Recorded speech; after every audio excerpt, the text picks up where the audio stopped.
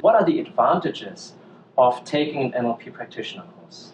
Well, the advantages is that neurolinguistic programming, unlike most other disciplines, is learning about thinking on purpose and the structure of how people think versus remember. That most of the time when people say I'm thinking, they're actually remembering. They see certain things and they feel the same way and they keep repeating that process. And when people say I don't have enough confidence about something, you can always say, are you certain? And they always say yes. So the fact is they have certainty and uncertainty. It's only a question of when. When people, tasks you learn in school to become a good speller, that, if you make big letters in your head and copy them down, you'll be a good speller. You try to do it phonetically, you won't be. The process by which spelling is done, the process by which people get over fears, the process by which these things have occurred, have been what we have extracted over the years. And in a prac course, the job is to teach people the formulas we have that work. So for 7 days, people are inundated in a new way of thinking about thinking and skills that accomplish certain tasks. Right. And the tip of the iceberg, really, because it's kindergarten, is that it shows you the direction about how to figure out the rest of this. Now, a lot of that is in the Master Prac course, but I've seen people who have taken courses where they spent 6 months working on the meta model, and that's counterproductive. You need to learn these things fast because that's how the brain learns. You take a deck of cards, you draw stick figures on it, you flip through it, the stick figure gets up and dances. I hand you one a week for 5 years, you'll have no idea what they do. There are some things you can learn quickly and some you learn slowly.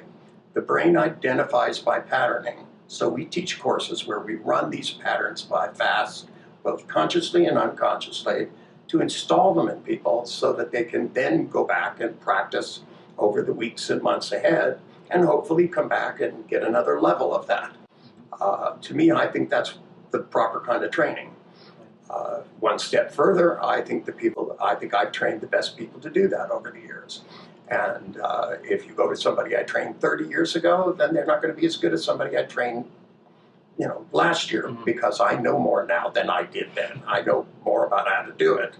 And that's why trainers have to be recertified every 2 years. I want to know people say in the state of the art. And if you want the best person with the best training, that's the best representation of what I'm doing, then you get the people that are a licensed certified training. And then the date is current. That's how you do it. And that's my guarantee to you.